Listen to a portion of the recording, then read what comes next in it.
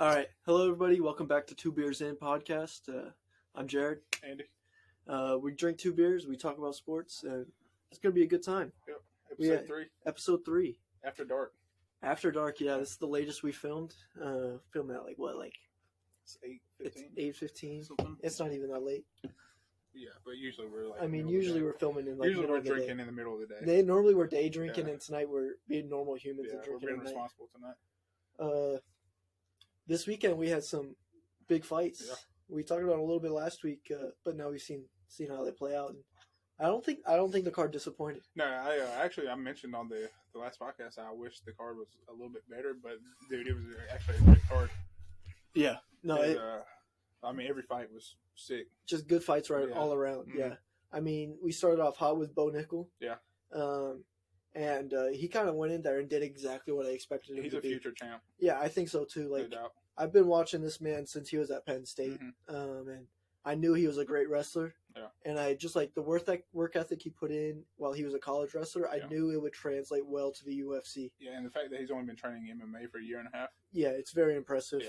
Yeah. You could see when he was fighting though, he still had some mistakes he was making, where he tried to go in when he had the chokehold, he tried going too parallel with him instead of just getting over on top of him and choking him. But he still looked great. Yeah. Honestly, respect to who was he fighting? I can't remember his name. It was who was it? I can't remember. I can't remember his name right now. It wasn't Turner. No. I can't remember the guy's name. Well, respect to him. He was in a chokehold for a minute and a half, and he was gutting it out. That's impressive. Mm-hmm. That man's massive. You saw his forearms. Nickel's a big guy. He's a huge guy. Yeah. Getting choked out for a minute and a half cannot be fun. Yeah, I just hope that they don't rush him into things too much. Yeah. I kind of hope he gets that Sean O'Malley treatment. Yeah, where he has a couple smaller fights and then he gets the big one. Yeah, because we've seen guys like Darren Till kind of came along the same way. Yeah. Was badass, and then they just threw him into the deep water. He got knocked out by Jorge Masvidal, and since that, just hasn't been the same guy. So I'm hoping they kind of build him up first before they just all right, here's Colby Covington. Or something like that. I hope they build him up and let him get some more experience first. Yeah. And some more MMA training would obviously help. But I think he's a future champion. And I think so too. He's only 27. Yeah. And so a lot of time to learn. Because, most UFC fighters are hitting their prime 29, 30. Yeah.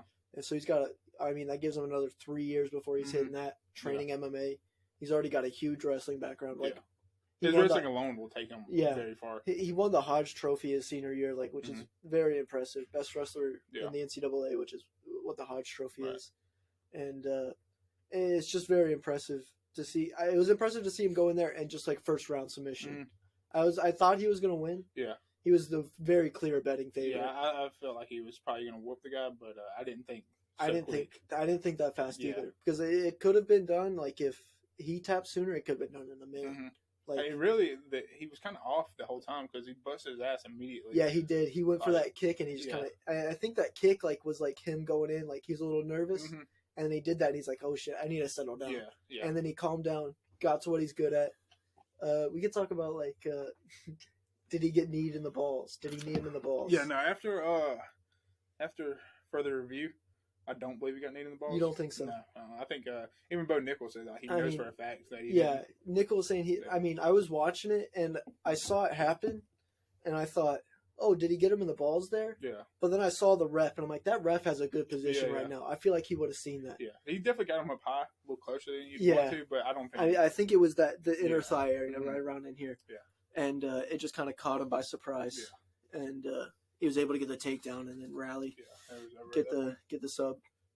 I knew as soon as he took the guy down, it was probably over. It was probably over. Once he got to the ground, I thought he had no chance. Yeah, and then we had Grasso and Shevchenko. Yes, dude, that great fight. That was awesome. That was an incredible fight. It was one of the best submissions I've ever seen. Yeah, no, she had the rear naked choke, right? Yeah. Jumped on her back. Yeah, just jumped on her back. Yeah. It was a great. I think she was winning the whole fight. Really. She was getting taken down a little bit, but really, dude, that girl came to fight. She came and she was ready to fight. Yeah. She was clear underdog too. Yeah. I think she was maybe, I don't know, she was a massive underdog. She was plus 500. Yeah, at least. Yeah, and She just came out and she looked like she was ready for that fight from the start. The whole time. Yeah, she didn't look scared. Yeah. She's like, "This is a championship fight, and this is my belt. Yeah. Like I'm taking this shit today." Yeah. And shout out Mexico, we got 3 champs now. 3 champs from they the had UFC no from champs Mexico. before like 2020, I think. Now they got 3. Yeah, So, Mexico. They're a fighting nation. They're a fighting nation. Yeah. They got good boxers. Yeah. They got good they love fighting. UFC fighters. They love it. Yeah. And you can see like the support behind all their people. Oh yeah, the Mexican fans. I mean, any sport I've seen with where there's a big Mexican fan base in it. Mexican fans are always the most loyal supporters I've ever seen. them. Yeah, they really do. Yeah. And they make noise for them too. It's like McGregor was with Ireland, like in the early years. Yeah. It was like the whole country was on his side. Yeah, exactly. That's how it feels like Brandon Moreno and now this girl, Grasso. Yeah, Grasso, yeah. I'm excited. What's the lady's name? The Russian lady. That lost? Yeah. Shevchenko, yeah. She's calling for an immediate rematch. It's probably happen. I think I don't know, because she got bullied. Yeah, she did, but obviously the takedown was there. Yeah. But I really hate seeing like immediate rematches. I do too. I think give them some time. Yeah, well, I think it almost makes it easier for the person that lost. You know, it's like because now they have more of a game plan. Yeah. You know, I think they should have to fight someone in between. Yeah, I think so too. I mean maybe an exception is Adesanya. Yeah. I'm glad he's getting a rematch right away because I didn't think he got caught. Yeah, but but Pierre's already beat him so many times. For me, this fight's different because it's like this girl Grasso beat her, and now she's going to get an immediate rematch. She's already seen her, and so and it's also it's more new than Pierre and Adesanya. I guess it's going to be like a quadruple now. Yeah, because now like there's nothing Pierre is going to throw that Adesanya hasn't seen from him before. It's true. Yeah, so I wish I would like to see Grasso fight somebody different first. You know, I feel like it benefits her more than having to go back in there because now that girl's pissed off. Oh yeah, and she wants the belt back, and I just feel like it doesn't bode well for her. Also, I don't think it's quite fair for to win a title shot, and then like your next defense has to be the person you beat for the title. Like you just beat them. Yeah, you just beat them. Like why do I have to fight them again? Yeah. Like they have a birthright to the title or something. Yeah, exactly. I don't like that. Yeah. So which it's kind of happening with Edwards and Usman too. Yeah. But I mean, I guess you can say the same thing with Shevchenko. She's dominated that division for so long. That's dominated, two divisions really. I could see why she'd want to get her belt right back, but I would just like to see them fight somebody else first. Yeah. Like at least let her be champ for 2 fights. Yeah. So I agree with you with that. John Jones, undisputed GOAT. Yeah, he showed out. There's nothing really to say about it. I mean, it was 30 seconds. Yeah, he came in. He went, all right, I'm just going to submit this man. Yeah. He saw so many submissions. I almost went to the bathroom right before the fight, and I'm glad I didn't because I would have missed it. Yeah. I would have missed the fight. He took a It was so short, yeah. The only damage he took, he got kicked square in the dick about 10 seconds in, and that was it.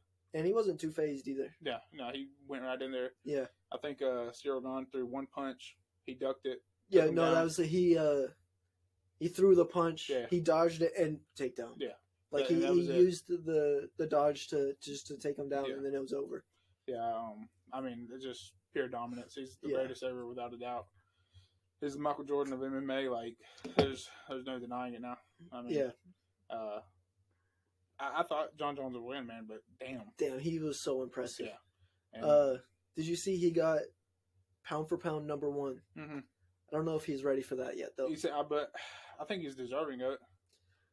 I don't know. I just think to be pound for pound number 1, you need more than one fight in the last 3 years. Yeah, I think. I could see it being like kind of disrespectful to Volkanovski or Makhachev. Didn't Volk just lose too? Yeah, Islam and Volk just fought. Yeah. And Volk actually kept his number 1 ranking even though he lost. Yeah, which was crazy. Many people think that he won the fight. Yeah. But I think it's a little bit disrespectful to them because they've obviously been much more active. Over the past few years. Yeah, that's what I'm trying to say. But I mean, dude, the guy's undeniable. He's a very good fighter. I do believe it's disrespectful to put him at number 1 with one fight, but he's undeniable. He is the best. He is a very good fighter. Yeah, he's number 1 pound for pound. And, whether it's disrespectful to anybody or not, he's the best. And it's been confirmed his next match will be Stipe in May. Yeah. And I don't think Stipe has a chance. I think he's probably. I think it's going to be a lot of the same. I think Stipe takes him further into a fight, though. You think so? I think this is more of a fight. Stipe's more experienced because to me, Ciryl Gane looked like the moment was too big for him. Yeah. And I don't think that it was because it was a championship. I think it was because it was John Jones. Yeah. I don't think the championship was too big for him. I just think that it being John Jones was too much for him. But Stipe's fought guys like Daniel Cormier. He's fought legends he before. beat Daniel Cormier. Yeah. I mean, So, old Daniel Cormier. Yeah, but I mean, he's been there before. He's fought legends before. He's been on the biggest stage. I don't think that's true. I think Stipe will be a lot more calm going into the fight. I still think John Jones beat him. It'll be a very different fight, though. John Jones will stay on his feet more against Stipe. Yeah, because Stipe's going to be big, strong, ready to wrestle. John Jones will keep it on their feet more, which I think will be a more entertaining fight for the fans. Yeah. Because I was actually upset. Really, I was like, I wanted to see. Yeah, I want to see John Jones work. Yeah, yeah. I really needed him to win in the third round because that's what I had money on. But I was happy to see him win. Regardless. Happy to see him win the first. Yeah. Yeah. But that third round finish would have been nice. Did you see about how Khabib sent Gane last year? Yeah. Was Gane, you'll be a great fighter if you just come train with me in Russia for a little bit. And if he would have listened, imagine the fighter he would be. Yeah, I honestly, as good as Khabib is, I don't think it matters. You don't think so? John Jones is different, man. Wrestling training for Khabib. Yeah, but it's John Jones. The best wrestler in UFC history, Khabib, arguably. Yeah, arguably.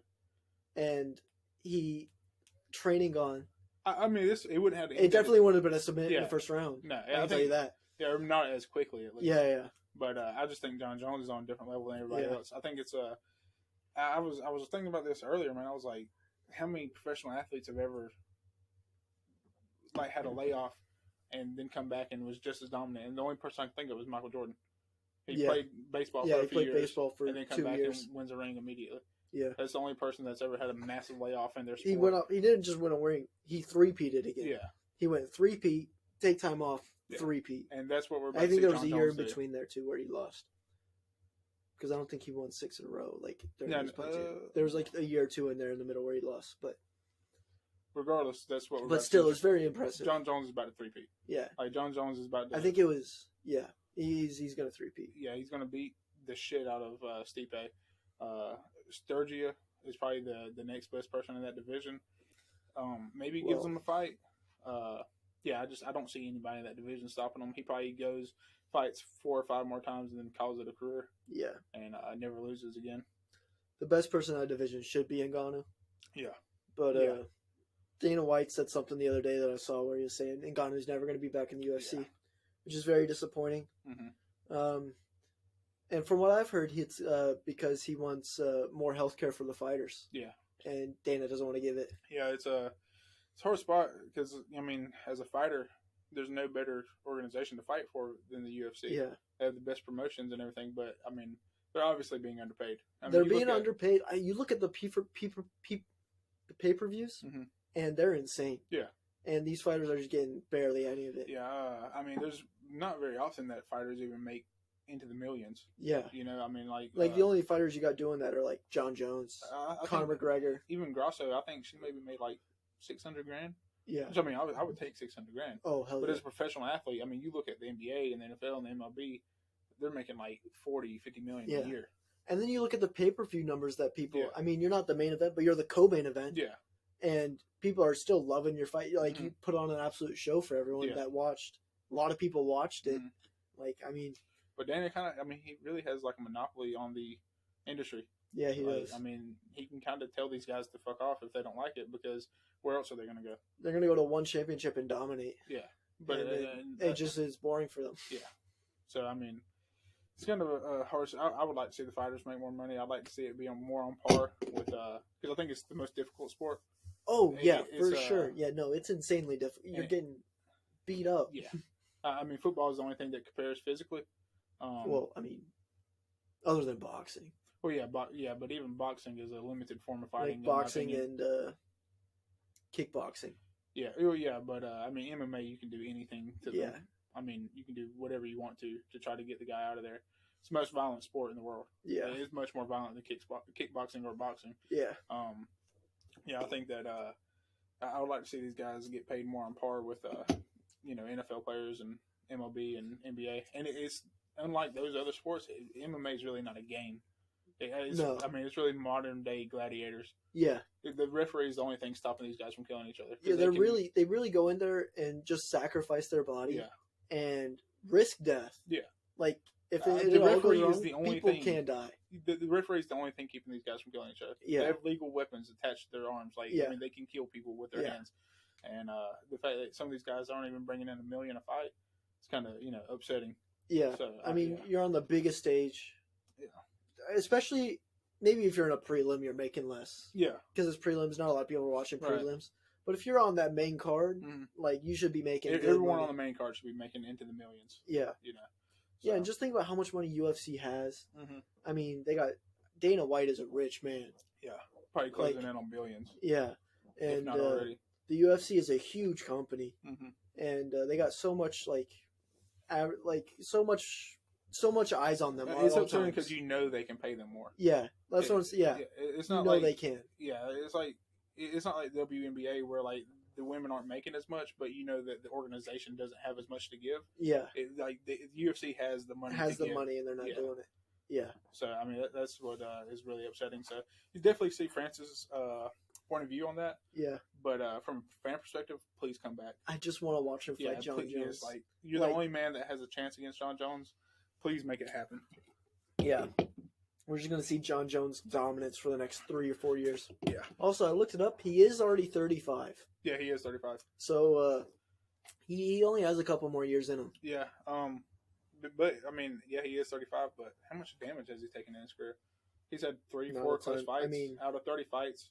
Or 28 fights, something like that. He's had 3-4 close fights. Yeah, he hasn't lost. Yeah, he has one disqualification where he beat the fuck out of the guy, and I don't think I remember this. Yeah, he I think who was it? I can't remember who he fought, but anyways, beat the shit out of him and got disqualified for illegal elbow. Yeah, but was dominating. Yeah, it's not a loss. It's more not a loss than Sean O'Malley's loss. Yeah, because he's kicking the guy's ass. Yeah. So I mean, the guy's undefeated. Had 2 or 3 close fights. I mean, he's just been dominant. Yeah, it's very impressive.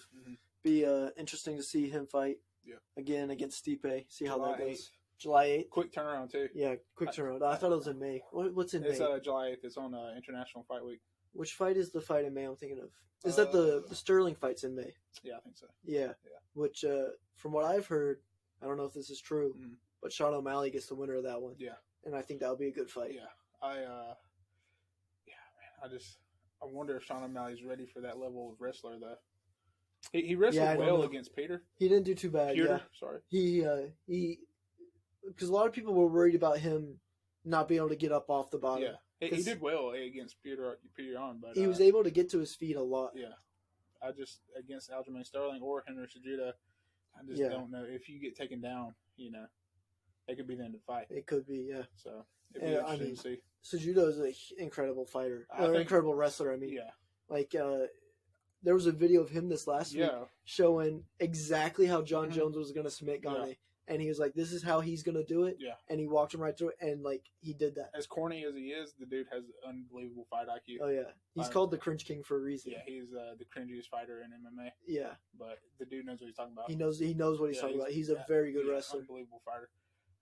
I would like to see Sean O'Malley fight probably Marlon Vera first. Just for a little bit more experience before he gets into those. Yeah, because he went from. I feel better about him against Sterling. I kind of think Cejudo is going to manhandle Sterling. Yeah, I think so. Yeah, I think he's going to beat his ass. I don't think Sterling. He's getting old though, isn't he?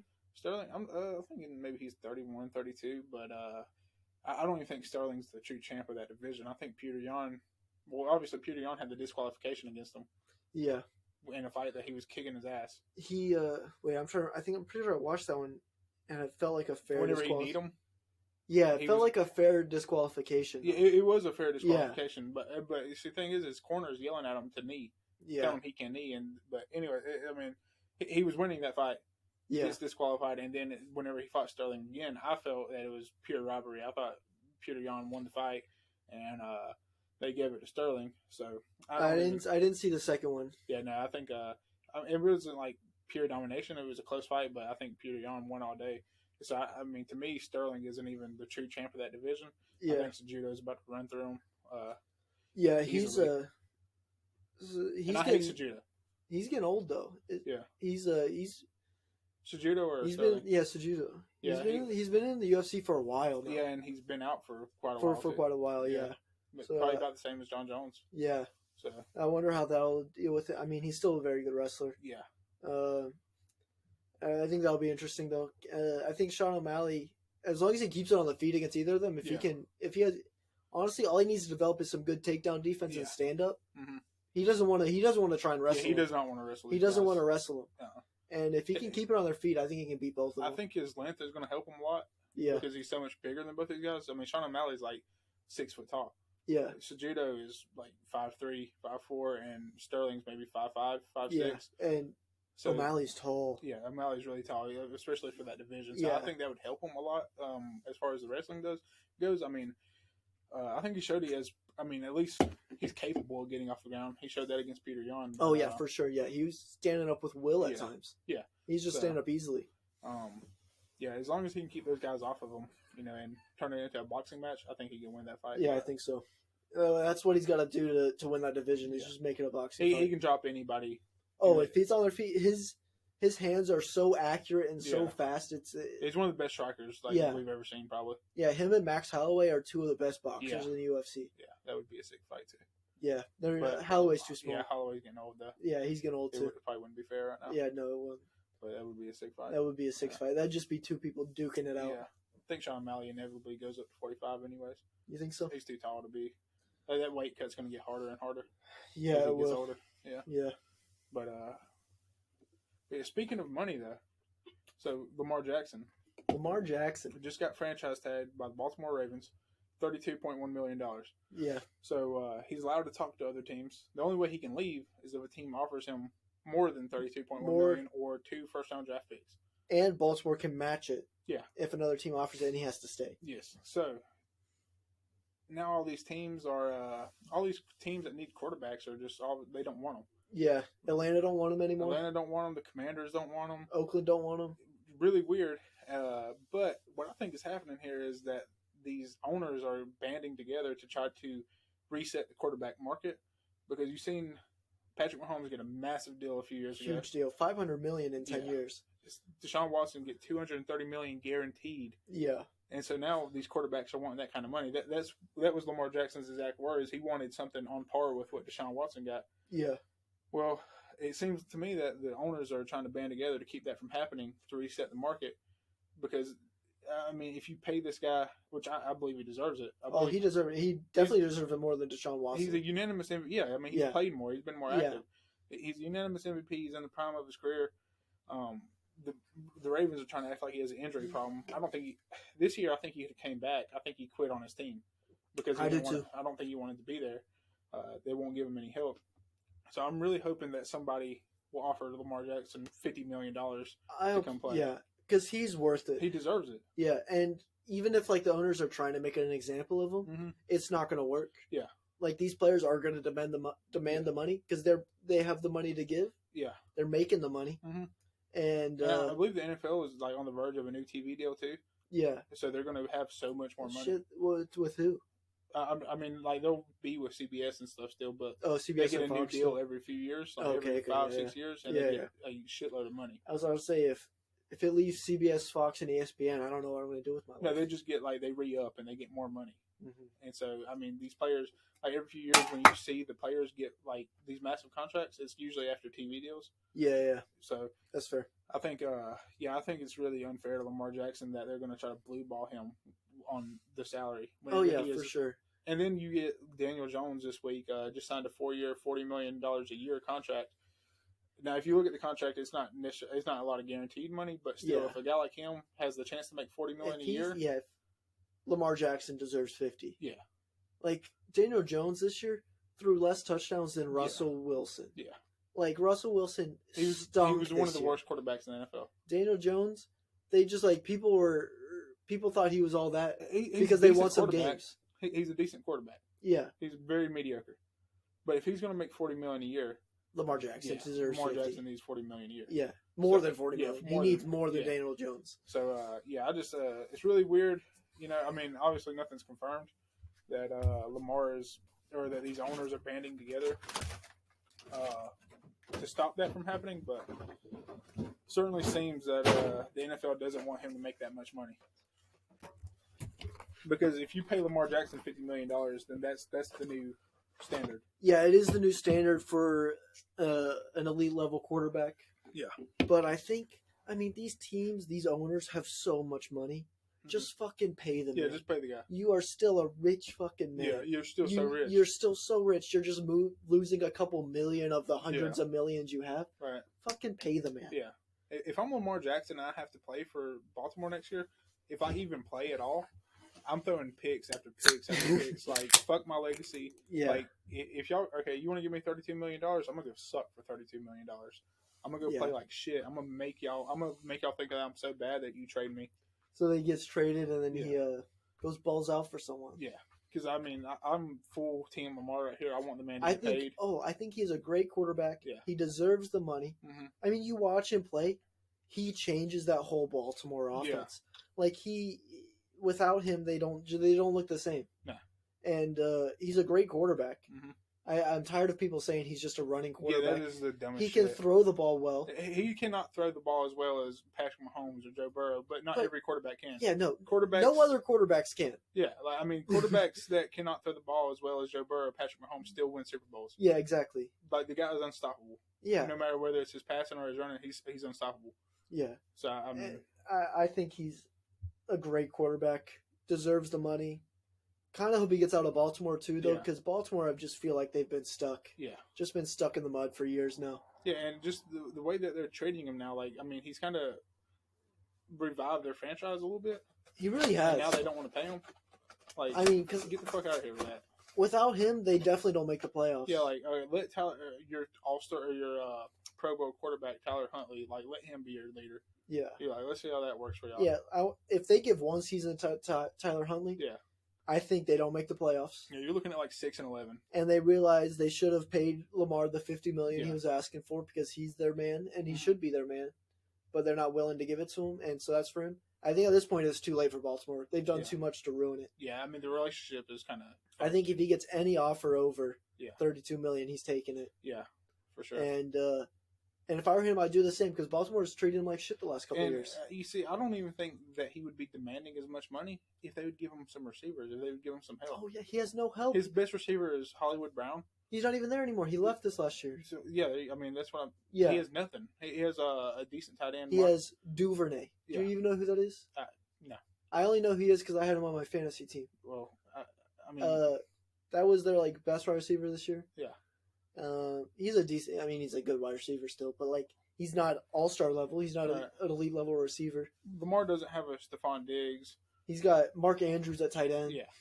To me, Mark Andrews is elite. I'm not dissing on Mark Andrews. I was no. Mark Andrews is a good tight end. Yeah, he's a very good tight end. But I don't know that he's not Travis Kelce. He's not Darren Waller. Yeah.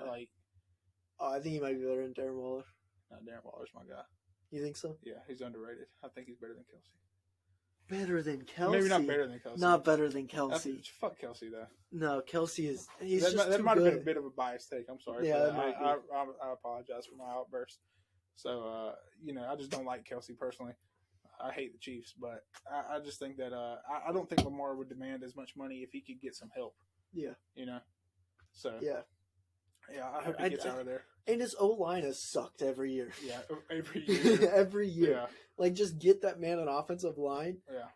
Because he was still putting up numbers without an offensive line. Give him time and space. Yeah. And that man works some crazy Give him a top 10 receiver and an offensive line. Oh, yeah. And you will get your Super Bowl. You don't even need... You could have the rest of the receivers be bumps. Yeah. Give him one good receiver and an offensive line. And he'll make it work. They have a great defense. Yeah, they have a great defense. Like, just give him one receiver. Yeah. But Baltimore's so cheap, they don't want to, like, go get anybody. Yeah. So, yeah, it's just...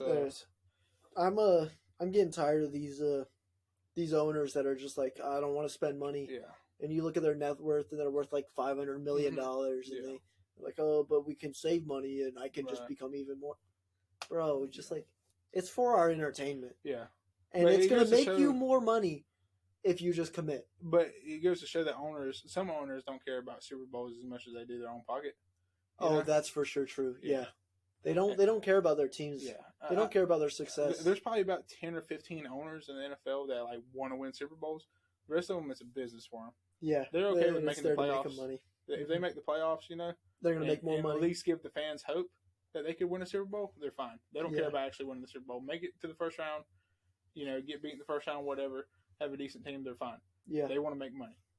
There's only a few owners in the NFL that are truly like, let's go win a Super Bowl. Yeah. So, let me tell you about. So in Germany, for soccer, the way the club is run, it is 51% owned by the fans. Oh shit! So there's not one person who is in charge of the club. Right. It's 51% owned by the fans. So it's all the German teams are required to do this. Okay. 51% owned by fans. Yeah. And they get those like a certain fans, not based off of how much money they put in or anything, are selected to be on like the board. Yeah. To help make decisions for the club. Yeah. And I think that is so good for teams, for clubs, because it's not just one rich person running everything. Right. You have your own fans, part of your fan base, that like they know what the fans want. Yes. And what like they think best for the club is. Yeah. Helping out and not just like having one person with a big ego run everything. Yeah, that sounds amazing for the NFL. Yeah, and I think like an NFL team that does that has a bunch of success doing it. Yeah, a lot of people like they call them like armchair GMs, like the fans, like oh, we should do this or we should do that. Yeah. But a lot of times I feel like they're right. A lot of people know what they're talking about. But they don't have the money to buy a team. Yeah. So I feel like if you could get the fans in on some ownership for some NFL and it's teams. not just one fan, it's a group of fans. Yeah. It's like it's a group of people helping make collective decisions for the club, for the team. That sounds better all around. That sounds like it's better for the fans, better for the team. Like and it definitely makes like your home fans. It brings your fans closer. Yeah, it makes your team more connected to the fans. Right. Like it creates more like closer relationships, I guess. I've never heard of that. That is like sick. Yeah, it's super sick. I like it a lot. I wish more soccer teams would do it. Yeah. It's only in Germany, so big up Germany. One of the few things you've done right in your life. Yeah. The past 100 years have been rough for them. Yeah, the past 100 years have been real rough for them, but this is a good decision. Yeah, and I think more football teams, more just pro sports, should follow in that path. Yeah, because I think it's better entertainment, and I mean you're doing it for the fans anyway. Yeah, you're not getting ruined by a rich man who has an ego, right? Or just wants to make money and not help grow your team. Yeah, because he cares more about money. The fans want to see them win. Yeah. So they're going to do what's best for the team. Yeah, I feel like that's the big problem in the NFL right now is that a lot of GMs are, of course, they want to win enough games to make a shitload of money, but the Super Bowl doesn't matter to them. No, as long as as long as they make money. Yeah, they can have a good team for cheap and make it to the first round. They're good. Yeah.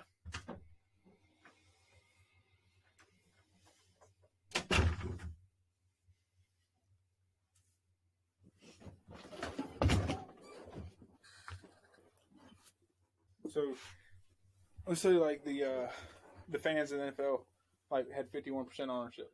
Yeah. I feel like I'm making a big deal out of this, but I just feel like the man's getting done like so wrong. Lamar Jackson. Yeah. Baltimore, if the fans had to say, they would pay him $100 million a year. Oh yeah, if the Baltimore fans had to say, they're giving Lamar that money. I think. Yeah. 100%. Yeah, they're giving him that money. You have the great defense. Give Lamar his money. Go get a receiver. Like you have a Super Bowl contending team. Yeah. And I just hope Lamar don't get fucked. I really hope so. I really hope he doesn't. I really hope the owners don't try and squeeze him out and try and give him less money. I don't even think it's like a conspiracy theory because yesterday, like all at once, like 8 teams came out. 8 teams that need quarterbacks. Yeah. Like, we don't want Lamar. Like, that's true. Why don't you want to even try? Why wouldn't you want him? Yeah. Like why doesn't Atlanta want to try to go get Lamar? Why don't the Commanders? Well, also Atlanta is cheap as fuck. Cheap as fuck. All their sports cheap as fuck. But I mean, for $32 million, offer him $33 million, dude. Okay, but if they offer $33 million, that's getting matched by the Baltimore right away. It may not get matched though if they know that he doesn't want to be there. Yeah, that's true. Because I feel like any offer higher than $32.1 million is a done deal. Because I think that the relationship is I think the relationship is ruined too. Because I think he could have played at the end of the season. And he didn't want to. Yeah, he didn't want to play for them anymore. Yeah, no, I think he quit on the team, which sounds bad, but really, like if you were in his situation, it's hard to fuck these guys. It's hard to play for him. Like I mean, I feel bad for his teammates, And I'm sure he has like a relationship, like a personal relationship with his teammates. Like this isn't anything against y'all, but like this organization's fucking me right now. Well, and they sold his favorite receiver and best friend Hollywood Brown. Yeah. And like you didn't replace him with another good receiver. But even then, like Hollywood Brown is, I mean, he's a good receiver. He's a good receiver. He's not a great. Yeah. I mean, go get you like a top tier receiver. Give Lamar Jackson some help here, and I really hope Lamar Jackson doesn't get I feel like if he doesn't get his money, if he doesn't go anywhere other than Baltimore, I feel like he's not going to perform well for Baltimore, and I feel like it could be career altering for him. Yeah. Because I feel like right now he's on like a Hall of Fame path. Yeah. And if he stays with Baltimore, I feel like the guy's just going to kind of give up. I feel like he's going to lose his passion for the sport. I feel like, Yeah, I think so too, because they've done nothing to make him happy. Yeah. Everything they've done has just made him more and more upset with the organization. Yeah. They haven't done anything to make them more of a contender. Yeah. To bring in more pieces to carry him farther. They haven't done anything to make him happy or put him in a better situation. They gave Roquan Smith his money. Yeah. He has $60 million guaranteed. Yeah. And he's one of the best inside linebackers in football. Like, why don't you give the best position or the most important position on a football team? Why don't you give him his money? Yeah, that doesn't make sense to me. So, but I mean, thoughts and prayers to Lamar Jackson. Yeah, big up. I hope it ends up all good for you. I'm a fan, Lamar. Yeah. I like talking directly to the players like they are watching this. Yeah. I think that's fun.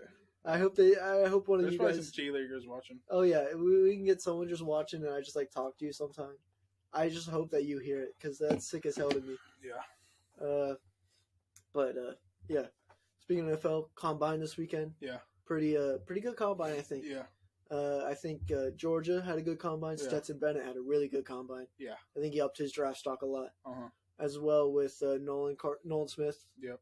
And Darnell Washington. Yeah. Darnell Washington, man, just made himself a lot of money. Yeah, he did. He make it. I don't know if he goes first round. Oh yeah, I think he goes either early second round or late first. I think before the combine he was like a late first round, early second round. Right now, you see, my idea was that Baltimore would actually take Darnell Washington at 22 because they have Todd Monken now. Yeah, Georgia's former offensive coordinator. As it stands right now, I don't think that Darnell Washington's there at 22. I think that interesting. A little bit of a hot take. Yeah, you see, I think that I don't even think it's a hot take. Like Michael Mayer, the tight end for Notre Dame, was projected to be the number one tight end in this class. Didn't look like anything. Didn't look good. Yeah, especially not compared to Darnell Washington. Yeah, Darnell Washington looks head and shoulders above every tight end in this class.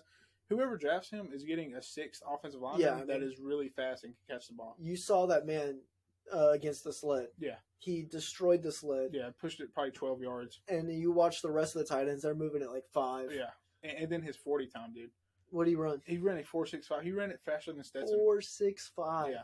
As a tight end? Yeah. Who can block like that? Mm-hmm. Ooh. He actually ran a faster, or not a faster 40 time, but Kenny McIntosh, Georgia's running back, ran a 4.62. Not a great time for a running back, but barely slower. I mean, Kenny McIntosh obviously plays a lot faster in game. Yeah. But barely ran a slower 40 than a running back. So that's 4 or 5 inches shorter. Yeah, that's very interesting. Yeah.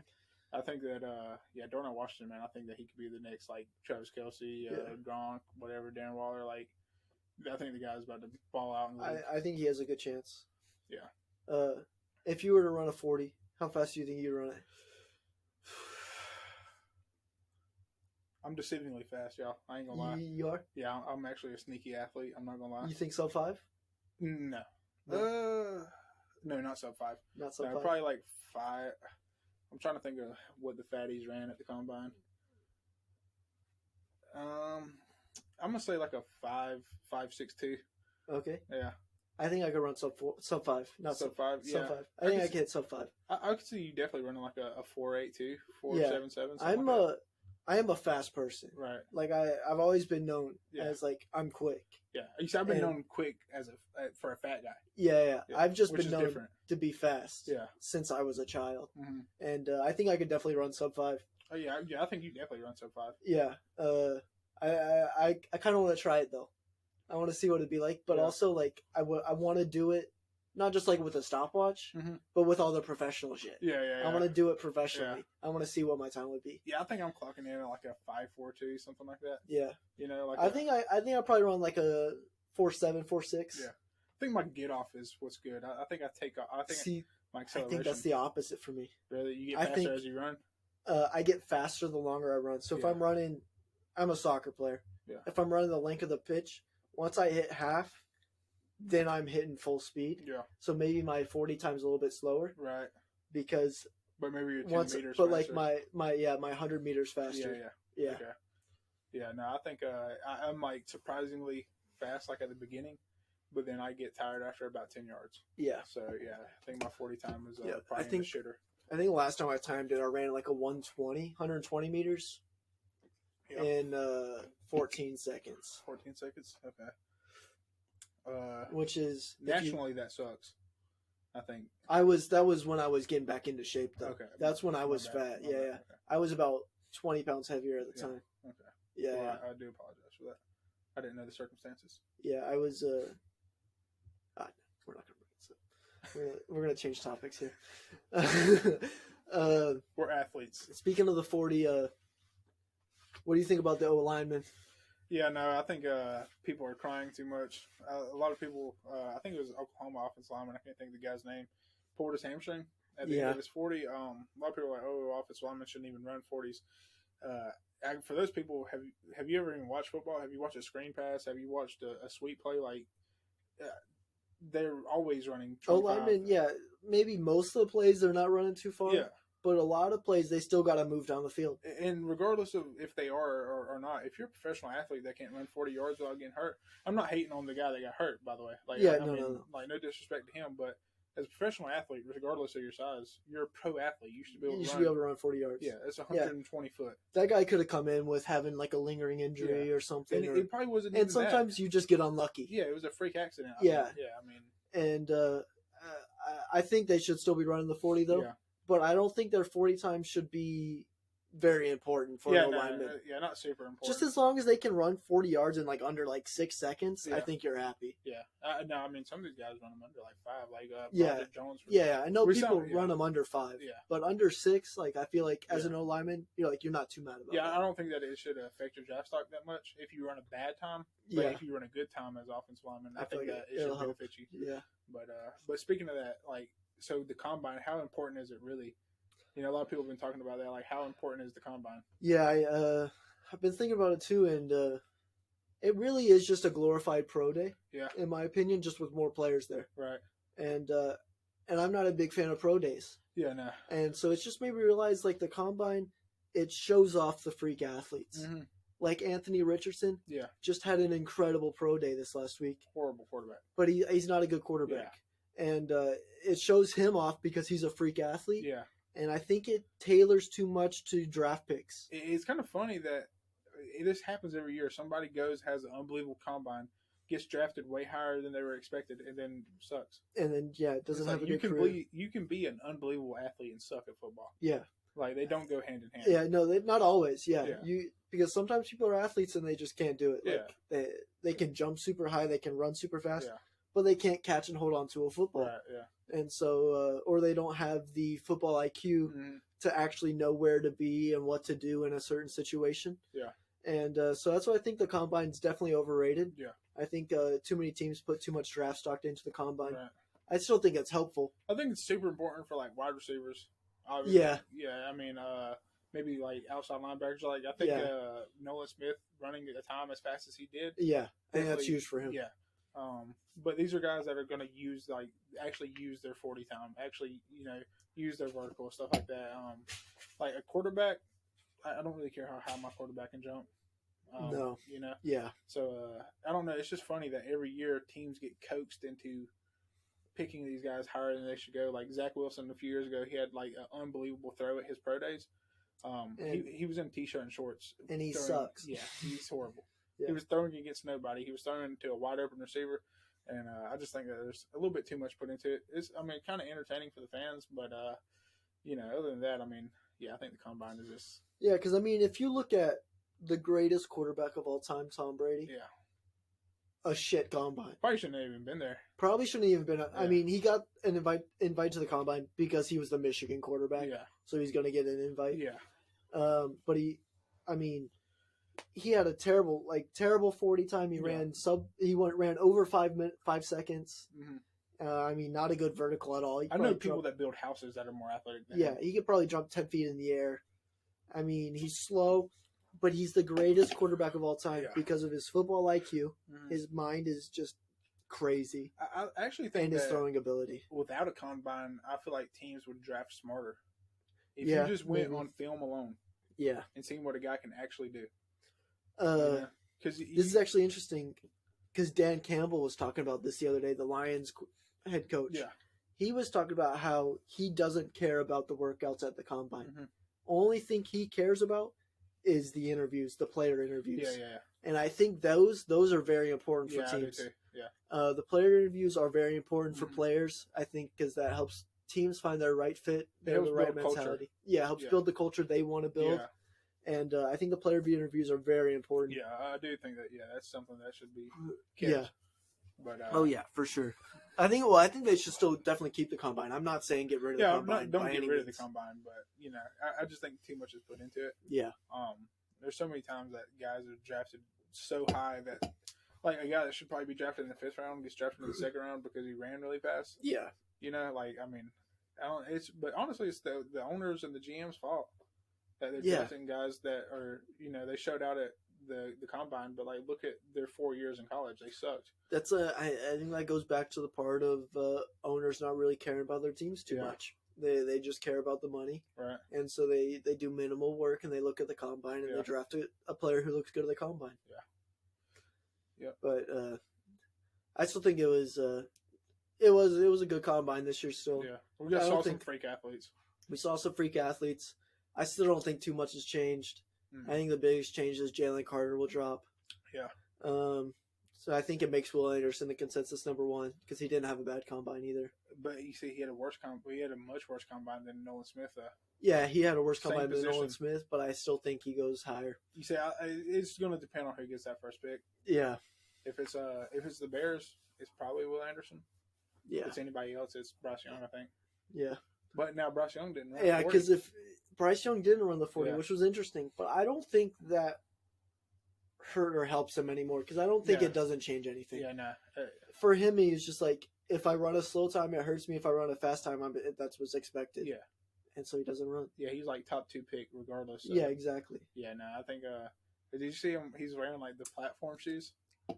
No, I didn't see that. Yeah, he's wearing some tennis shoes with a fucking 2.5-inch platform, trying to make himself taller. Yeah, that's funny. Yeah, that's funny. As high as he can. He actually because what he's like 5'11", isn't he? I think Stetson came in at 5'11". He was actually shorter than Stetson. Oh, and wow. And he's actually been listed taller than Stetson all these years. Yeah. So, interesting. Very interesting. Yeah, he's actually smaller than Stetson, height and weight. He really is just so much like Tua, I feel like. Yeah, really small guy. Yeah, small guy, but talent, can throw the ball. You would not expect it from somebody that size. Yeah. To be able to spin it like that. Yeah, he has a better arm than Tua. Yeah, it's not even just accuracy. He can launch it. I think Tua has an underrated arm. Yeah. I think he gets too much shit for his arm. People are always like, oh, Tua can't throw the ball. If he was right-handed, it'd be different. Yeah. I swear. It just looks ugly coming out. Because it's left-handed. Yeah. Yeah. But, he can actually throw the ball. He can throw the ball. Yeah. He's a good quarterback. Yeah. And I think him and Tua are very same, and I think they'll both have good NFL careers. Yeah. If Tua can stay healthy, because holy shit, the Dolphins are trying to kill him. Yeah, I know. Yeah. I think, they want him to die, I think. Yeah, I don't know what the deal is, man. Yeah. How was he? He shouldn't have even finished the season, probably. No, he definitely shouldn't have. The second you saw this man on the ground, you should have. Yeah. You should have just all right, you're going to be out for extended more than a month. And he had a few of them. He had one that was pretty bad, but then he had the one that I can't remember who the team was they were playing, where he gets up and then falls down, gets up, falls down again. Dude, you need to take a few weeks off. Yeah, I don't know. Whoever the medical staff is for the Dolphins need to be investigated. This has also been a topic of discussion lately. Is what the fuck are NFL medical teams? Right. Because they're obviously not good at their jobs. Yeah. All they're trying to do is push players back sooner than they should be. Right, yeah. And it's causing more injuries. Mm-hmm. They're not getting treated correctly. Yeah. They're coming back too soon. And it's like, who are these medical teams that the NFL are hiring Yeah. to be their medical team? Like, you have the money to have the best medical teams in the world, Right. and you're trying to push them out faster than they need to be. Yeah. You're risking players' lives and health Mm. just so they play sooner. Especially with head injuries, man. Yeah, exactly. Yeah. Like, head injuries has been really bad lately. Yeah. Like, Tua is the perfect example of Yeah. that, where he came back too soon, Mm-hmm. and then it almost ruined his career. Yeah. Like, because when he like seized up, Yeah, that could have been. That's so scary. Yeah, that was actually like that was harder for me to look at than like Nick Chubb breaking his leg. Yeah, like that's more gruesome to me. Yeah, like like seeing a guy like get stiff on the field. That could be so much brain damage. Yeah. And like, just like, I feel like NFL teams need to, like, I'm not even talking about like making the game safer. Mm-hmm. I'm just like, be more cautious with your players on when they come back. Yeah, those are human beings. Yeah, they're human people. Yeah. They're not robots. Right. Yeah. Like, keep the players safe. Hire good medical staffs. Yeah. Like, just be like, I don't know, just like treat injuries correctly. Like, Tua had years taken off his life this year. Yeah, I Like, really think so. Yeah, like for sure he did. It's just crazy to me. Yeah, I mean the guy shouldn't have been playing as soon as I mean, like after the hit where he like seized up, kind of. I feel like at that point I'm like, all right, done for the year. I'm stepping back for the year. Yeah, I'll come back next year. Right. Yeah. Yeah. Yeah. No, I definitely don't like seeing them put them out there as fast. You know. Yeah. But especially with the head injuries, man. I mean, it's. Yeah, I mean, with all the knowledge we have on CTE now, it's crazy. It's ruined a lot of players' lives after football. Yeah.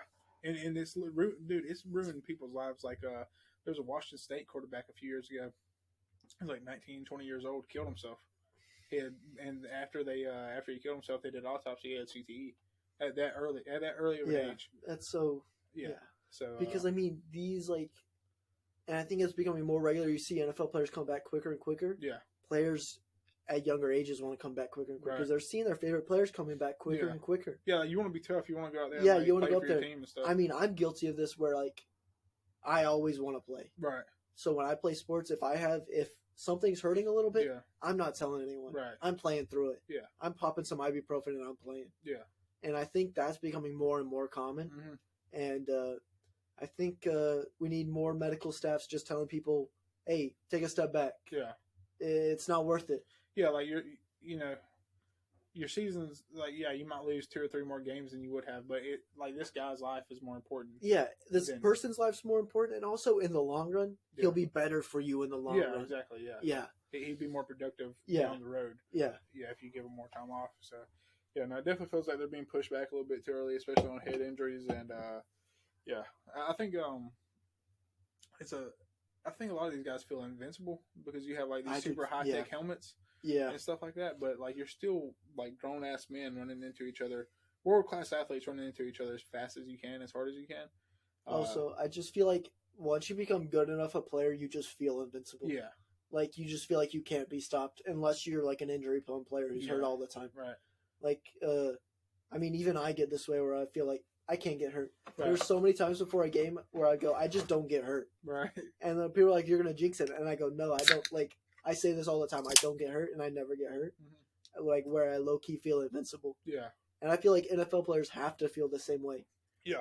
Like, even if they are hurt, they feel like they're not. It's not. I mean, if I was like 6'4", 225 pounds that could run fast as light, I'd feel invincible. Yeah. I think that is definitely a recipe to feel invincible. But oh, yeah, for sure. Also, they're just freak athletes. You gotta feel invincible. Yeah. You're like, look at my body. Look at how healthy I am. How could I ever get hurt? How could I ever get hurt? Yeah. Yeah.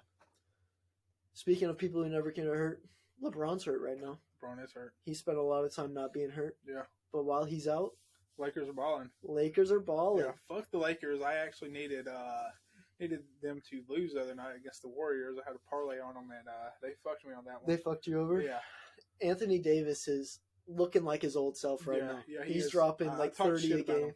Yeah, you talk shit about him, and he soon. went, all right. So sorry. Let me show you. Yeah, I'll eat my crow. Yeah, and he's balling out right now. Yeah. He's dropping about 30 a game. I think the Lakers are going to actually make the playoffs. They're making a very big playoff push. So, and they won against the Warriors the other night. I think they won last night or the night before. Yeah, they won last night. Yeah, they've won a few in a row now. They've won a few in a row. They're kind of looking streaky right now. Yeah, LeBron will be coming back soon. LeBron comes back soon, and I think they secure about 7 to 8 seed. Yeah. And honestly, looking for an upset in that first round. Yeah, my hot take of the Warriors and Kings isn't looking great right now for the Western Conference Finals. Yeah, no, it's not. The Warriors have lost a couple, but they've only had 2 games back with Steph. Yeah, they lost both though. They lost both. But he balled out in both. He balled out in both. Yeah, which is weird because it was like the team was balling without him, and then he comes back and he plays balled really out, well. And but they didn't. Yeah, which maybe raises some questions about their system.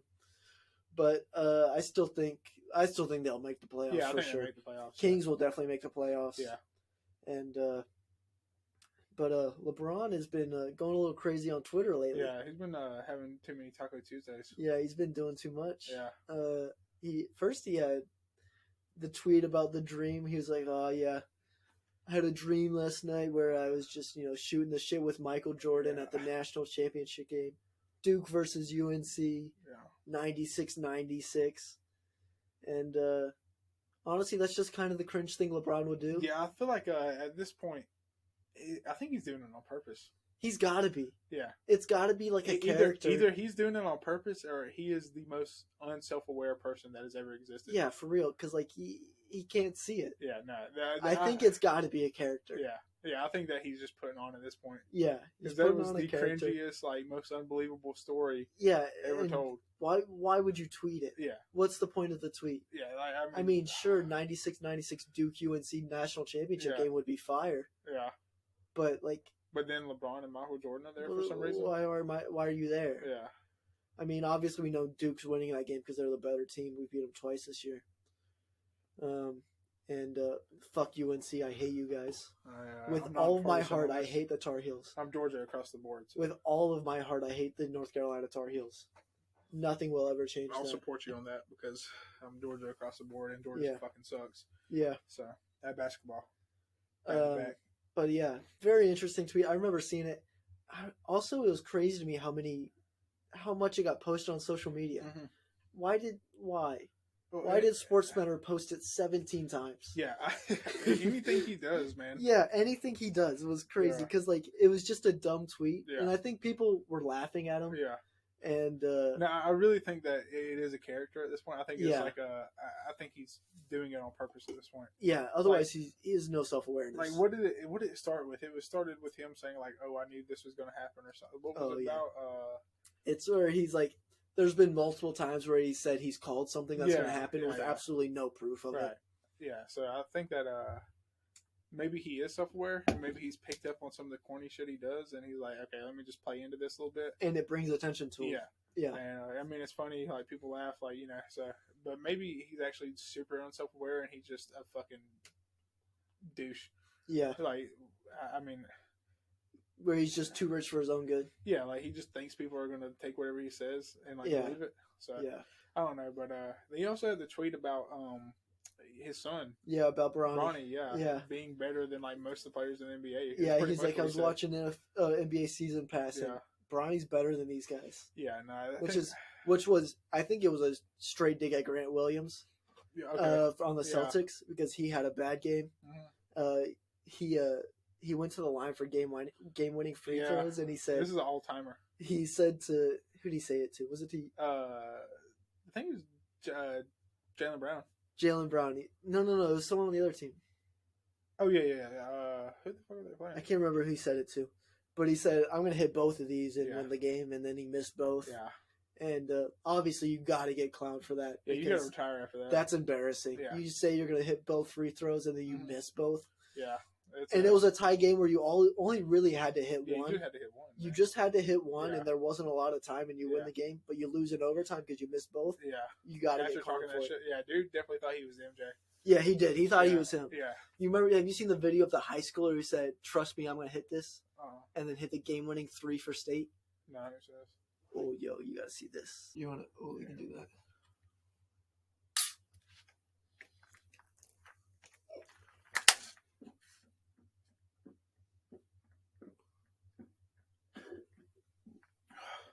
That shit scored. Yeah. It's a player. He's standing at the his guy's dribbling up. There's like 5, 6, 7 sevens like Yeah. Steph, and he looks at his teammate and he goes, "Trust me, I'm gonna hit this. Yeah. I'm gonna hit this." Yeah. They swing the ball to him. He takes the shot with 1 second left and just drains that shit That's cold as fuck. to win the high school state championship game, which that's just cold as hell. Yeah. And Grant Williams is not like that kid. Nah. Because he went, "Trust me, I'm gonna hit this," Yeah. and then he actually hit that made it, shit. Yeah. He hit that shit. It was a 3-pointer for the fucking championship. For the state championship, Yeah, and he's Grant like, Williams can't even hit a free throw. "Yeah, Grant Williams can hit one free throw out of 2 to win the game and lose in overtime." Yeah, but back to the LeBron tweet, man, about his son. Dude, he is putting unnecessary pressure on Bronny.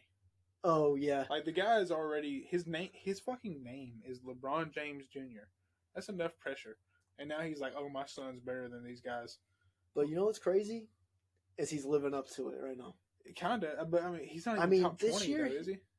He's top 30. Top 30? Yeah. So I mean, I think he was like 28 last rankings that Yeah. came out. I think Bronny's a good player. Don't get me wrong, but I just feel like it's unnecessary pressure, man. The last couple of years, people were like, "He's not living up to the hype." Yeah.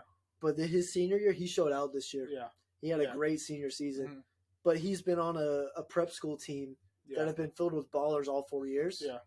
And so he's obviously going to have to share the rock. He's not going to be majority scoring. I actually think Bryce is gonna be better. Bryce James, Yeah. he can shoot Yeah. better. Yeah, He's a better shooter. He's big, and he's dude. big. Yeah. Bryce James might be a baller. Yeah, I think he's gonna be the better of the two. But I don't think LeBron gets to play with Bryce. I think he'll have a chance to play Yeah, with Bronny. Yeah, maybe. I mean, he said for years now he wants to play with Yeah. Bronny. I mean, you'd only have to wait another 2 years. 2 years. Well, I mean, at this point, this season ends. It's one more season and he's drafted. Yeah. You can't go straight from high school to NBA anymore, can you? No. You have to go overseas. So, but Bronny's a senior this year. So 1 year of college. Yeah. And then he's in the NBA. If he's good enough. Yeah. And it'd be interesting to see what LeBron James looks like if Bronny's in the league. So do you think he wants to play with his son or He against does. him? He said this multiple times. Yeah. He wants to play with his son. Yeah, and then ESPN or SportsCenter had on Instagram a few weeks back like a mock draft with Bronny going to Orlando next year.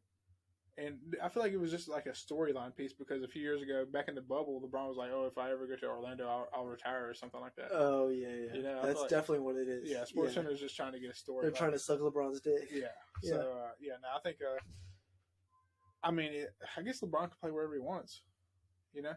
He really can. I feel like he could be like any team. Like, hey, offer me a contract. Yeah. And most teams would be like, yeah. Okay. But it just feels like pure nepotism to be like, I'm gonna go play with my son for 1 year. And if he ends up on that team as well, Bronny's not going to be in the G League. Yeah. Because LeBron's going to have too much pull. Right. Yeah. But also, if I'm Bronny, I think he's hurting his son right now. if I'm Bronny, I don't know how I would feel. Like, I love my dad. Yeah. But playing on the same professional basketball team as my dad Yeah. would feel so weird. Yeah. Like, it just would feel weird. Especially if Bonnie's like a top draft pick. And, Yeah. Yeah. It Like, would feel weird. especially like if LeBron starts getting pressed, like he's closing in on 40. Yeah. Like, what if Bronny's like a little bit more productive than him? And he starts feeling pressed, you know? Imagine, okay, No more Taco crazy Tuesdays. scenario. LeBron, Bronny on the same team.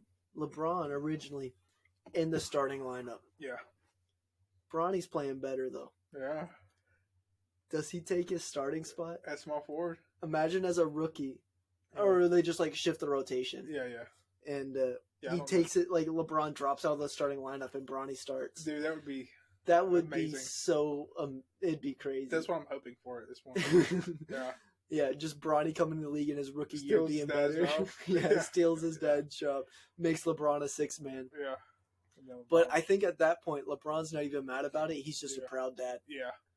Yeah, no, he definitely gets on Twitter and says some corny shit at that point. Oh, he would say the Yeah. corniest shit. Yeah. Yeah. He'd just be so corny about, like, so proud of my son. I Yeah. knew we could do this. This Yeah. has been a dream all our Mhm. life. Yeah. Yeah. Some shit like that. No, I definitely wouldn't want to play on the same team as my dad at a professional level. Yeah, no, Or it's not even like pickup. it's just like it's hard.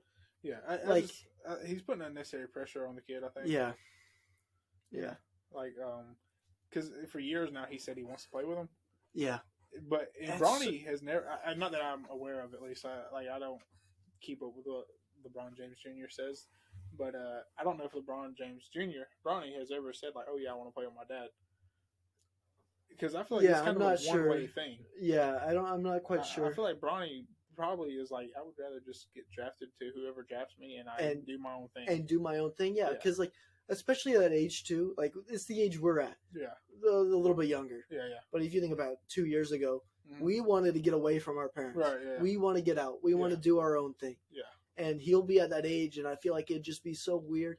In like, I feel like it would be so tense in the locker room. Yeah. Do you go to the locker room and you're like, "Oh, hey, Dad." Yeah. Like to your teammate, mm-hmm. and do you live with him still? Do you get your own place? Yeah, you definitely get your own place because you're in the NBA. Yeah, but like, also, what if he's like, "Hey, we can live together"? Yeah. And you're like, what do you say then? You can't be like, "No, Dad. Oh, I don't know." Yeah, and then you start affecting team chemistry. Yeah, and because you're like, you and your dad are having problems. You could have like, this can't happen. This is some weird. family shit come up, and like it caused problems in the locker room. Like, yeah, like just imagine like Bronny does some dumb shit, and LeBron finds out of it because he's in the locker room. Yeah. I just see it causing so many problems. Yeah, no, I don't think it can happen. I don't think an owner would let it happen, honestly. I think an owner will let it happen for the money aspect. Yeah, I mean, like, it depends on where Bronny goes, I think. You know, I don't know, man. It's just really awkward to me. It feels very weird to me. Because, like, if you have a fight at home, or like within the family, like, you know, Bronny and LeBron are mad at each other, then that affects the whole team's chemistry. Whole team, yeah. And it's just because fucking LeBron has decided that he's going to play with his son, and he's like the GM of the NBA. He can do whatever he wants. Yeah. So no, I don't think it's a good idea for either of them. It'll be very interesting to see what happens. I think because I mean, at this point, Bronny's looking like an NBA player. Yeah, I think he's an NBA player, and so I think he'll end up in the NBA. And I think there's a very real possibility that it happens. If I'm LeBron, I would rather play against my son than play with him. I agree with you. Yeah, I think that's a much healthier situation. I do too. Yeah, just healthier as a family. Yeah, and as a basketball team. Yeah, because you don't see like brothers in the NBA like have to be on the same team. Like, oh man, I'm gonna play with my brother. They're just proud to be there and like. Except, I mean, Giannis has one of his brothers on the team. Yeah, and then another one somewhere else. The Lakers. Yeah, the Lakers. Yep. So I mean, but they're not like Drew Holiday and his brother. Yeah, they're not like, oh, we have to be on the same team. Yeah, they're just both proud to represent their family in the league. Yeah, and then when they play against each other, it's like Steph and Seth. Yeah, Steph and Seth. Yeah, they play against each other. Both point guards. Yeah, both good players, and both of them play very good games against each other. Yeah, they're always very tough against each other. And I love seeing that. Yeah. And we could see the same thing with Bronny and LeBron. Yeah. If they're on different teams. Because you can kind of get a glimpse of what like it's been like in the backyard at their place. Yeah, exactly. You know? Like the competitiveness there. Yeah, I think that's so much better for the league. It's so much better for them to like play against each other. Oh, I for sure agree with you on that. Because I think it's just insanely awkward if they play together. Yeah. On the same, it just has too many possibilities to cause problems. Yeah. Especially if Bronny gets linked up with a Kardashian, and then it's just like he ends up with like Devin Booker. Yeah, I mean, man, I just think there's too many wrong things that could happen with him on the same team. Yeah, let Bronny do his own thing. Play against him for a year or two. Yeah. Yeah, I agree. Yeah, don't be on the same team. Super weird. Another crazy NBA news: Mr. Ja Morant. He Today it's been released that he's not going to be pressed charges or anything, not going to be arrested because of be rich. Not enough evidence when there's very clear evidence of him just pulling out a gun in a club. Yeah. So that's crazy. So I think we actually maybe see him back sooner rather than later. Yeah. Especially with this police report coming out that he's not guilty or anything. It's really weird how like rich athletes there's never enough evidence. There's just like it becomes a rich athlete and they just forget about all the evidence that's there. Yeah, no, it's crazy. Yeah. I think me or you would probably be doing time right now. Yeah, exactly. Yeah. If I pulled out a gun at a club, I'm doing time. Yeah, I wouldn't pull out a gun at a club. I would. I'm not going to own a gun to pull out a club in the first place. Right. So, yeah. But if I pulled one out of a club, I feel like I'm getting arrested and probably at least 2 years in jail minimum. Yeah. I just wonder. Man, I don't know what's happened to the guy. Yeah, I hope he. Jalen Rose said some things to him. Yeah. So Jalen Rose used to be like the same way as him, and just where he felt like he had to be like the hood type. Yeah. Had to be the gangster. Yeah. And he just like realized, damn, no, I don't. Yeah. And I hope Ja listens to what he says. Yeah, I do too. I really do, because he's a very good basketball player, very entertaining basketball player. Has a chance to be the face of the league. Yeah, for real. And I don't want to see him throw it away. Yeah, no, I just don't know what the guy's doing right now, man. Like, I don't know if he's gotten around the wrong people or what. I mean, now, like, as a young Dolph fan, I know there's a lot of hood activity going on in Memphis. In Memphis, yeah. And so maybe he's gotten, like, hooked up with the wrong crowd or something. Yeah. I don't know, man. But the guy's throwing his career away. Yeah. The Grizzlies got a real chance to win it this year. Or at They least do. go very far. At least go very far, yeah. And he may not play again this year. Yeah, he he does might some not. stupid shit. It wouldn't surprise me if he doesn't play again this year. Yeah, it wouldn't surprise me either. But I feel like he's surrounded by a lot of yes men right now. Yeah, for sure. Who just keep telling him he's not in the wrong. Right. And he needs to get away from that. Yeah. Because, like, people like that will kill you. Mm-hmm. Like legitimately kill you. Yeah, they'll, like, feed off of you because, like, if you're around them or if you're, like, a regular person around the John Morant, you're benefiting from that greatly. Oh, yeah, you're benefiting so you're gonna tell him so whatever much. he wants. Yeah, you're going to tell him exactly what he needs, what he Yeah. wants to hear, not what he needs to hear. Yeah. What he wants to hear in order to keep yourself around. Yeah. To be around John Morant. Yeah, I hope that he doesn't throw it all away over this. I really hope so. Yeah. And it's been like one thing after another here lately with him. Yeah, it really has been. Yeah. I mean, there was the thing where he beat up the 17-year-old at the pickup game, then pulling out the gun, and it's just been thing on another thing on another thing. Yeah. Just the last month or two of him, just bad stories coming out. Yeah. Yeah, definitely not had a lot of good publicity lately. And I hope he figures it out, though. Yeah, he's honestly throwing it away right now. Yeah, you see, he deactivated his socials though. Really? I wonder if it was his PR team that made him do it though. Yeah, but the I still message think that was released was definitely his PR team. Yeah, and I still think I think he just needs to take some time away though and just like reflect on what he's been doing in his life. Because I think if he himself just looked back on his life the last couple of years, like the last couple of months, he would be like, "Damn, what am I doing?" Right. Yeah. Like, why am I doing this shit? Yeah, I mean, he has no reason to be doing this. Though. Yeah. Like, you're in the NBA, dude. He's going backwards at this point. He is, yeah. Like, you got the money, you've made it. Like, you're a star in this league. Like, dude, just play ball and be a good person. Yeah. You know, like, there's no reason for you to like. Why does an NBA player need to try to act hard? No reason. You can act hard on the court. Yeah. Yeah, I'm fine with that. Like, yeah, I'm okay. Be with a hard, aggressive player, but off the court, just be a human. Yeah, just be a good dude. There's no reason for the shit he's doing. Also, Joe Mixon took it a step further. Joe Mixon, Bengals running back. He actually shot, I believe it was an 11-year-old in the leg. Damn. Yeah. So at least John Morant hasn't went that far yet. Yeah. I'm wondering now if they have the same agent, maybe. Both of them are just on fast passes to ruin their career. Joe Mixon, I should say, had a group of kids in his yard apparently playing with Nerf guns. And so trespassing? Technically trespassing, I guess. I don't know if the kids were like in his yard. But still, they're 11. Yeah, they're like little kids. They're like don't shoot at an 11-year-old. Yeah. What's the point of that? I don't know, man. I don't know how much. Like, I don't know if they're like in his fucking like at his front door or what the deal was, but they're just kids out here playing with Nerf guns. So he shoots at them 11 times. 11 times? Yeah, 11 times. It only hit once, so obviously he's not very good with the gun. Just get that out of the way. He's not a very good shot. He hits the kid. No, he was trying to kill him. Yeah. 11 times he's trying to kill him. Yeah. Which is insane. Yeah, but even more insane that he only hit one shot. I mean, like, praise God that he only hit one shot. Yeah, like, and it only hit the leg? Yeah, but dude needs some target practice. If you can shoot 11 times, don't give him target practice. No, because this man is definitely Joe Mixon, not Joe Mixon. He's definitely trigger happy. Yeah. If he's shooting 11 times at some not even teenagers. Like these kids ain't even fucking hit puberty yet, or barely if they have. Like, I mean, hit the one kid in the leg. So yeah, it's definitely not looking good for Joe Mixon either. Just a dumbass thing to do. Yeah. And what sucks is he's such a good running back. Yeah. He's been so good for the Bengals these last couple of years. Mm-hmm. And I wonder if he's one of those players who's able to get away with it. I'm thinking like Ray Lewis. Yeah. Oh yeah.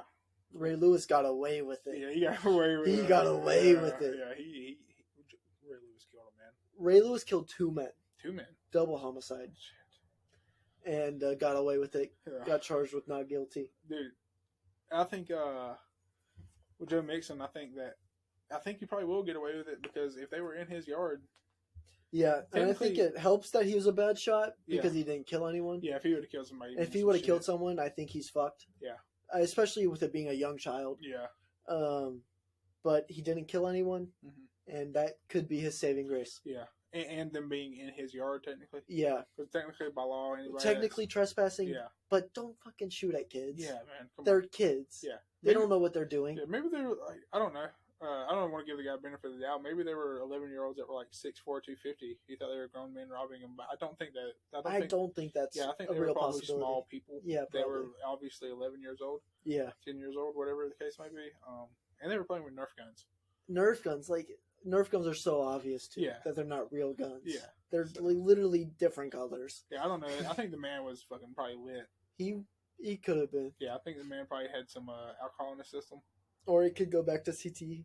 Yeah, honestly, it could. It could go back to CTE. Yeah. Which, that's always a very real possibility. It's a very bad thing for the NFL if it ends up being something like that. Yeah. It's always a very real possibility with a football player. Yeah. Because you see football players do crazy shit, and then it's like... Antonio Brown. Yeah. Yeah, he's the perfect example. Mm-hmm. He was a great guy before CTE. Yeah, I mean, I remember I saw an interview of him a couple days back of him at the Steelers in his first couple years there. Yeah. And he's talking so well, so smoothly. Yeah. Gracious. Just he was a very good talker, very charismatic. Mm-hmm. And you look at interviews of him now, and he just sounds like he's talking his short sentences. Yeah. Just that it doesn't seem all there. Yeah. And it just sucks to see how much this is affecting so many football players. Yeah. No, I honestly, I worry that the NFL will have problems continuing in the years to come. Yeah. Because so many players are getting these head injuries and doing crazy shit after their career, or even during their career. Yeah. Are doing crazy shit. So, I think that. I mean, you're seeing it more and more where players are just doing outlandish shit. Yeah. And it's usually. And I think it also has to do with how young of an age these players start playing football now. Yeah. I'm thinking I'm more in the boat now that you probably should not play contact football until middle school. Yeah, you know? I see. Yeah, that's fair. Yeah, because I mean, these kids at 6 or 7, they do not need to be making tackles. Yeah, they don't need to be They are still very young. Especially because you have kids that develop a little bit earlier. You got some 6-year-olds that got some beef on them. Just play some flag football. Yeah. Yeah. Play some flag football, get the basics down, stuff like that. Yeah, I agree with you. A lot of old heads will be like, "Oh, you're not going to toughen them up." Oh, you're not going to. Yeah. No. Yeah, it's about the safety of the people. Yeah, no, this is a game. It's a game. You can make a lifestyle out of it. You can make a living out of it, but very few players do that, and a lot more players are getting affected by CTE that don't even make it to the NFL. Right. Yeah. And they're risking all of this that don't even make it, and they still have the CTE. Yeah. And I agree with you on that. At the end of the day, it's a game. Yeah, for sure. Game. Yeah, as big of a fan as I am, as much as I want to see my team win a championship. Yeah, it's a game. It is all for our entertainment. Yeah, it's not for what they're doing is just to entertain us. Yeah, and so I think players' lives are definitely more important. Mm-hmm. We've had a couple big signings. Ooh, fuck. We've had a couple. It is 2 beers in. It is 2 beers in. We've had a couple big signings recently. The biggest one is Derek Carr to the Saints. Yeah. I could also Derek Carr to the Saints seems like a good deal for the Saints. I love it. But also I could see him just end up backing Jameis Winston. Jameis Winston.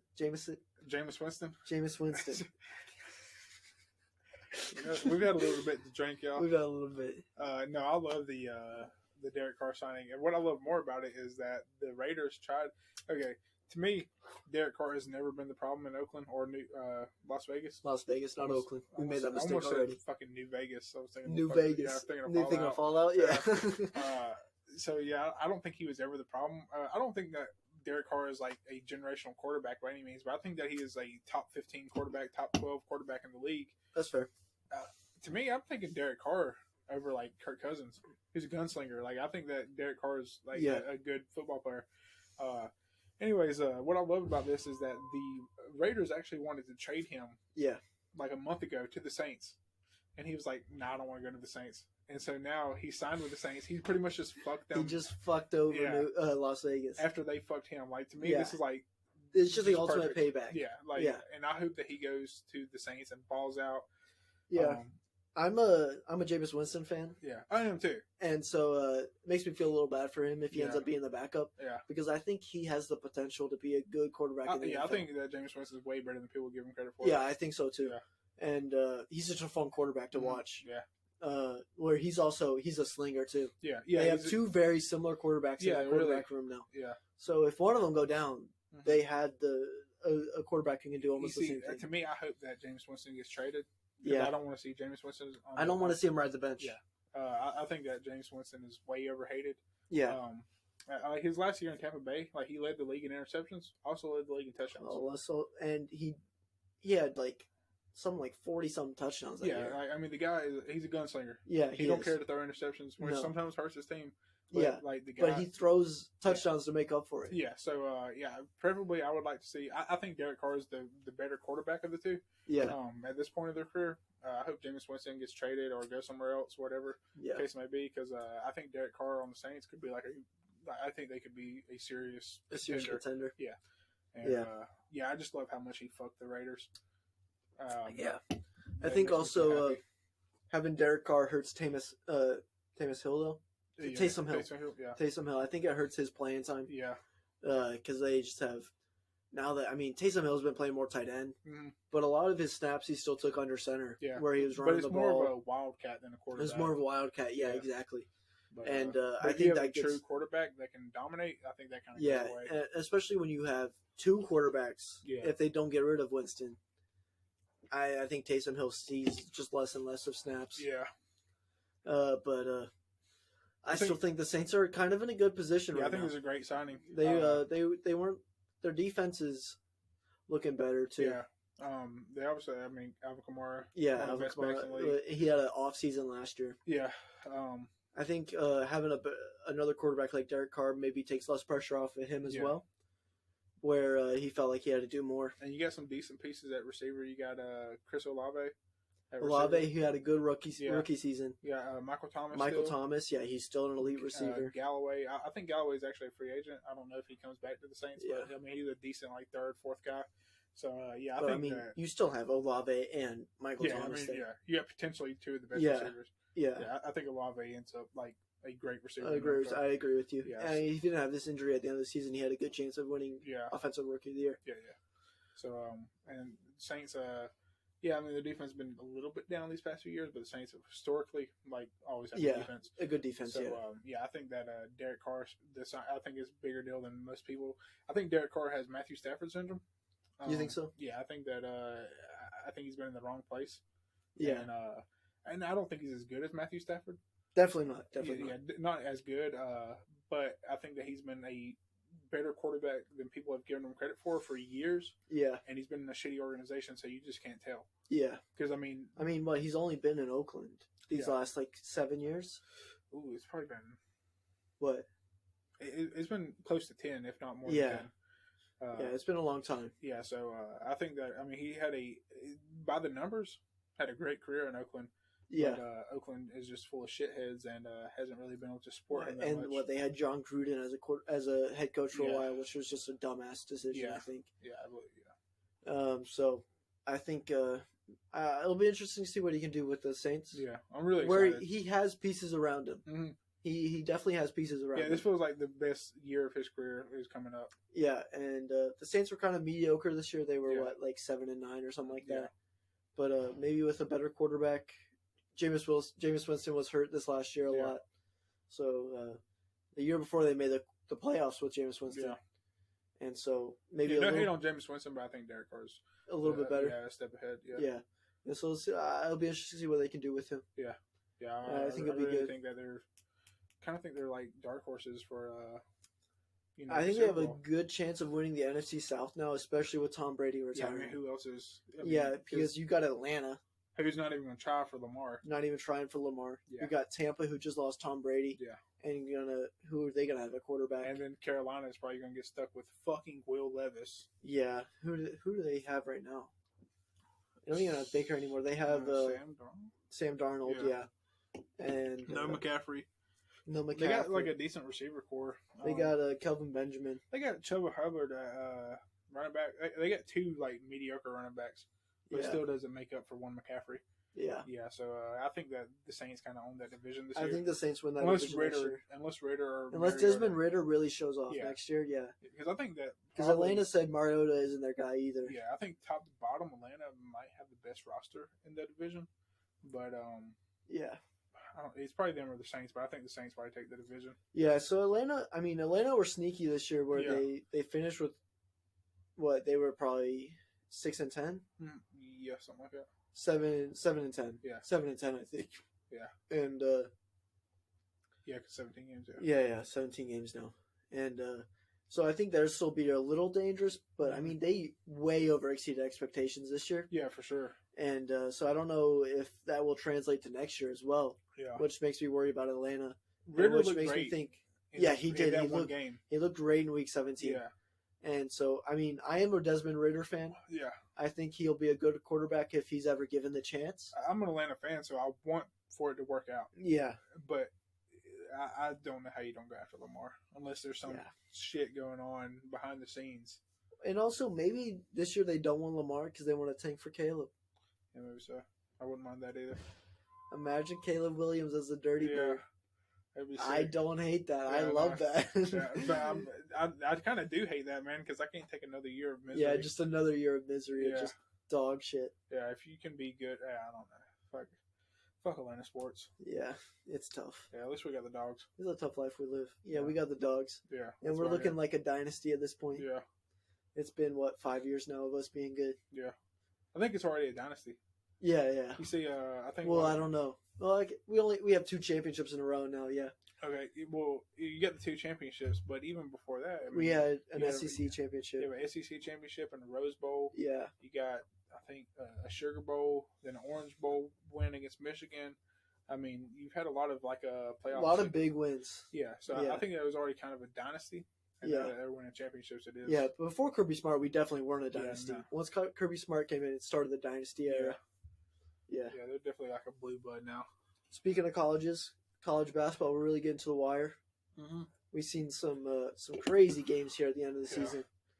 Seen a lot of, in these last 2 weeks, I think about half of the teams in the top 25 at least lost one game. Yeah, Alabama and Kansas have both Alabama on and the Kansas same day. Same day lost. Yeah. Kansas looked bad against Texas. Yeah, they got smoked. They got smoked by Yeah. Texas. Alabama, I think all this press is kind of catching up to them a little Yeah. bit, getting to their heads a little bit, becoming a distraction, causing problems. Which is really bad for me since I had them in a parlay. Oh damn! Yeah, Yeah, so- that's tough. Yeah, it is tough, but Yeah, I had Kansas in a parlay that Yeah. they lost me that parlay, mm, and because I had Duke beating UNC, which they Yeah. did. Yeah. Big sweep from Fuck Duke against UNC. UNC. Fuck you, UNC. yeah, Hate you guys. And so yeah, I still think Kansas will look hot. I mean, they had I already think Kansas is fine. they had already won the Big 12 at that Yeah. point, so this game really didn't matter for Yeah. them against Texas, except for trying to fight for a 1 seed. Right. And they came and out, it was a road game. and it was a road game. Yeah. They didn't have a good game. Yeah. They shot Horrible really shooting, bad. They had yeah. a bad shooting game. Yeah. And if they come out and shoot well, I don't think a lot of teams beat them. Yeah. I think they beat almost every team in the country. Yeah, I still feel good about both Alabama and Kansas, Yeah. but yeah, Kansas did get smoked. The hard part is if they show up or not. Yeah. And Kansas has been showing up all year, most of the year. They lost a couple where they just didn't show up. Yeah. And against Texas, they didn't show up. Yeah. But when they show up, they look Right. very scary. Yeah. Yeah, I would expect them to show up in Come March, yeah. When it's like the real deal and it's time to go. Coming down there, I feel like Big 12 tournament, Yeah. they have to play well because if they win the Big 12 tournament, easy 1 seed. Yeah. And that's the path you want to take. Mhm. You want to be a 1 seed. Yeah.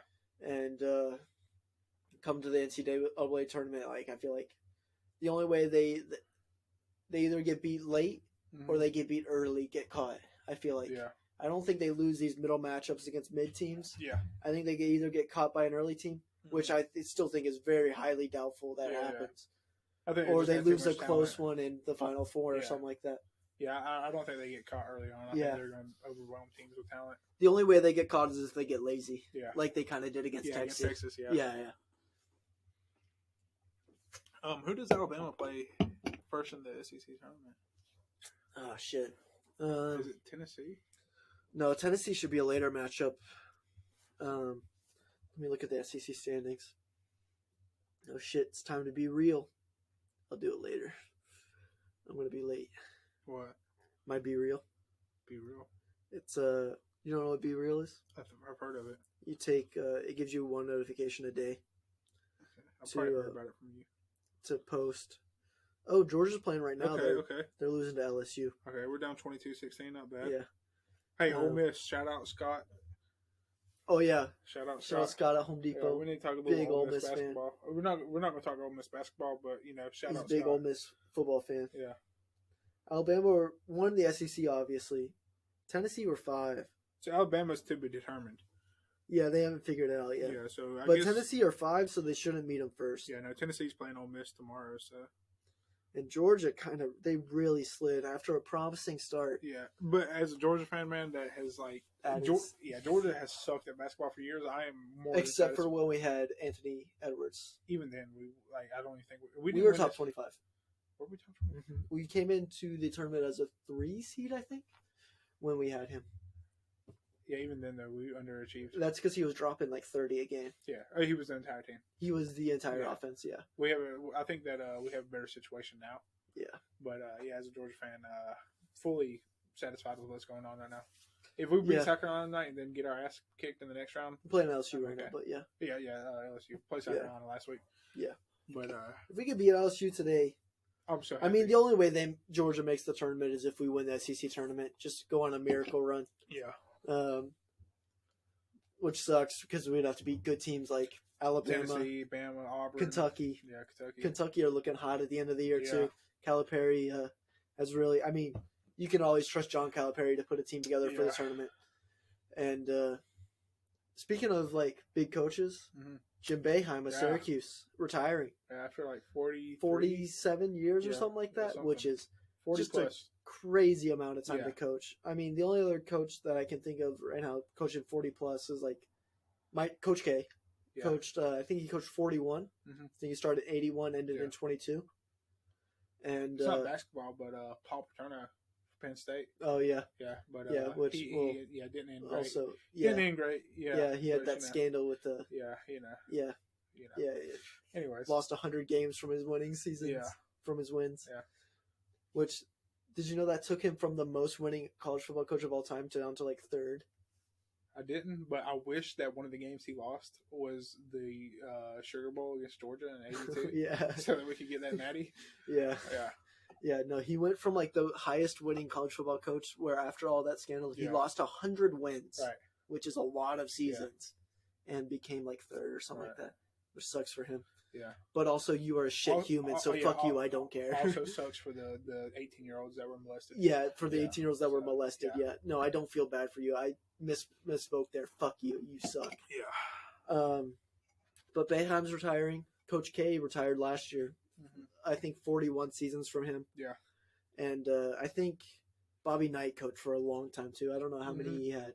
But it's like we're seeing a lot of great coaches come to an end. Coach K last year, Boeheim this year. Yeah. And Dean. Is it 47 years? Roy Williams. Roy Williams of UNC the year before Coach K retired. He coached for 30-something years. I think I saw something. It was, for some reason, it feels like either 47 or 43. I'm thinking, but either way, dude, that is... Either way, that is a long time. And more than half his life. And that does not happen in college football. No. If you're not kicking ass after 3 years in college football... You're dropped. Get him out of there. Yeah, you're done. Which I think Boeheim's leaving not on him retiring exactly. I think it's because they had a bad season this year. And they're like, all right, it's time to go. Yesterday too. They got beat yesterday in the first round of the ACC, or their first game of the ACC tournament as an 8 seed. Yeah. And they probably had the shot of the year in that game. Yeah, that Georgia Tech shot? No, the Wake Forest. The Wake Forest, not Georgia Tech, my bad. Same colors. 360 jumper.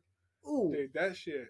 Oh my God. I watched that and I was like, damn, how do you do that? That was one of the coldest shots. It's so cold. Yeah, that was sick. Yeah. He just he hit that shit. He's sending that man to retirement. Yeah.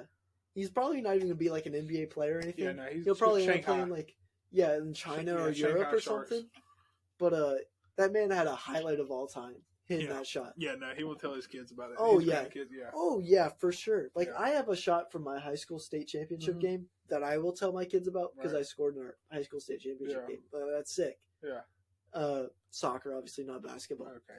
I thought That's soccer. way more important, like, to score a goal in soccer. Right, yeah. What was the score, like 1-1? Well, we won 4-0, but Oh, shit, okay. we were fucking sick. Yeah.